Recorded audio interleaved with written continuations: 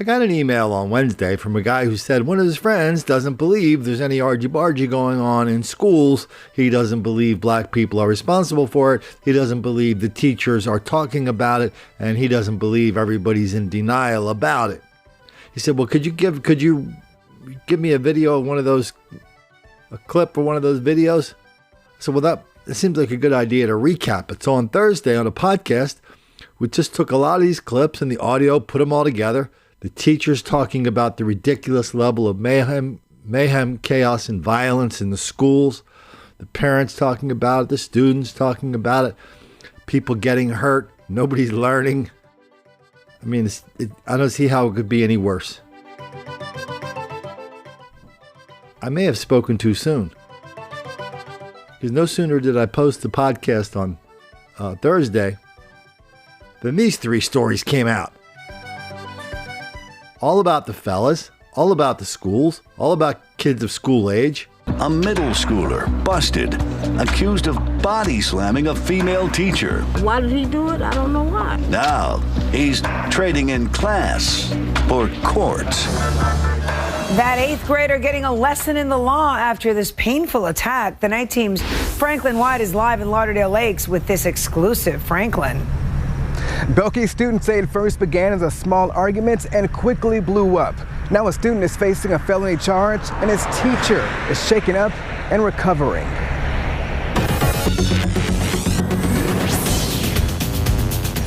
A teacher? Not another student, a teacher. Lauderdale Lakes middle school parents in complete shock learning a 14-year-old male student body slammed his female science teacher. Not here.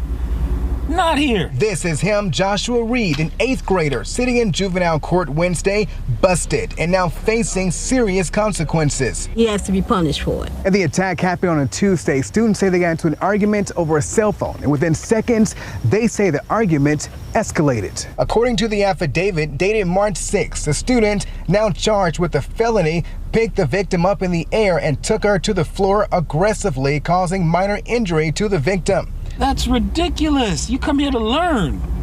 I mean, this is an exceptional school right here. He knew right from wrong. Why did he do it? I don't know why. Students, some who didn't want to show their face, say the chaos and the commotion was frightening. When I first came over there, I didn't know where she was. I was looking for her, and I was really scared for her. As for school parents, they say they're praying for the teacher's speedy recovery and hoping school violence of all kinds comes to an end. You hit an adult. I know that parents didn't raise this child like that, so where is it coming from? Anger? You listen, follow instruction. This is the advice we need to give our kids. The investigation is still ongoing. The Broward Teachers Union speaking on the teacher's behalf. They say she is recovering and will not return back to school this week. Now this is weird because this is Youngstown, Ohio, this next story. They have something there called something like an academic distress commission or something like that.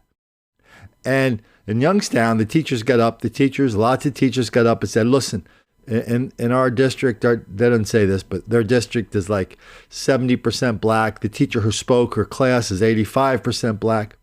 And so they got up and said, listen, our classrooms are just one ridiculous level of violence and chaos every single day.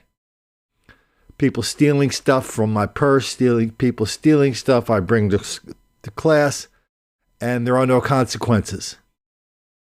You know, prison to cradle to prison pipeline, anybody? Tonight's meeting of Youngstown's Academic Distress Commission started with the swearing in of a new member. John Richard is the Deputy Superintendent of the Ohio Department of Education. He briefly served on the commission previously. That meant there were 3 commissioners at the meeting, following the resignations of 3 others. CEO Chris Mohip also highlighted some of the progress the system has made. He spent an extra $8 million this year, but is expecting a $16 million surplus by 2020. Most grade levels have been curriculum mapped, meaning they're teaching the same things throughout the school system. And every teacher has gone through professional development. But the highlight of the meeting were the comments made by several Youngstown teachers. One in particular has major discipline problems with the students in her school. Frustrated with behavior is our top story at 10. 75% of the 150 people at tonight's Academic Distress Commission meeting were Youngstown City school teachers. But it was 5th grade Harding Elementary math teacher Tana Sebrel who produced the most reaction. If we cannot figure out how to get our kids to stop swearing at their faculty, stealing from their faculty, shoving each other, it doesn't matter what I do. Tana Sebrel has 2 master's degrees and also teaches at Youngstown State. It's her first year in the Youngstown schools, so she bought supplies, and when she took time off, The kids that have no self-control and know there's no consequences opened up my box of supplies and stole them. Sebrel wants defined consequences for students who misbehave and for their parents. She says 75% of her students are failing because 25% are creating problems. Because I, for one, am tired of thinking, maybe if this one shoves me down today, they'll actually take them out so that I can teach the rest of them. CEO Krish Mohip said when he arrived, Youngstown was suspending 10 times the students of any district in Ohio. So policies were implemented to resolve conflict. We tried, and we're continuing to refine the work that we do, but that takes time. But Tana Sebrel may have run out of time.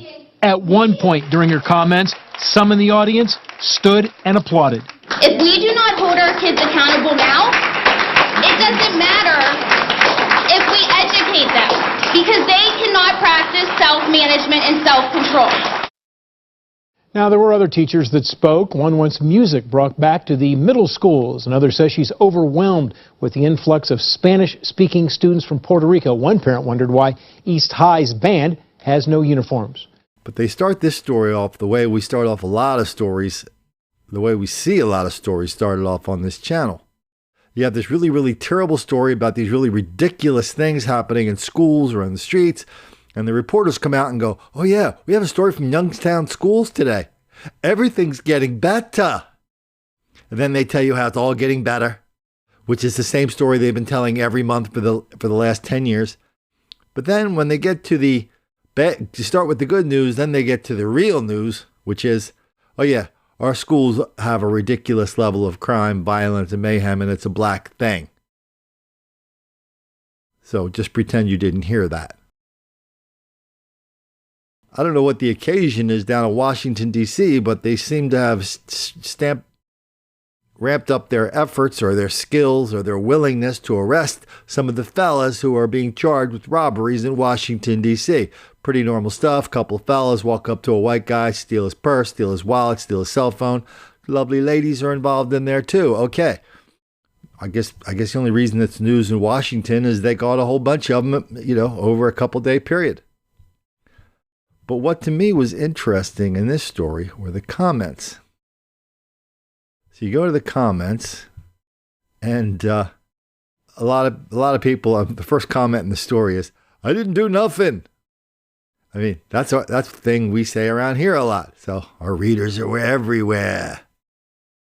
But you get a lot of, whenever you do any kind of crime story in D.C., you always get preemptive pushback from the people who live there, saying, oh, no, that's not a black thing. That's just a thing.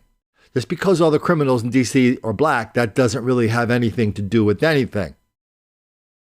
A lot of people who read our material and watch our videos, they like to go on the Washington Post and they like to remind people that this was an Obama thing, this sympathy for criminality, this willingness to excuse black violence, mayhem, and chaos as just a product of white racism. And then somebody said that, and the reply was, do you have an example of Obama defending any criminals? Or is this just your way of saying the criminals are black?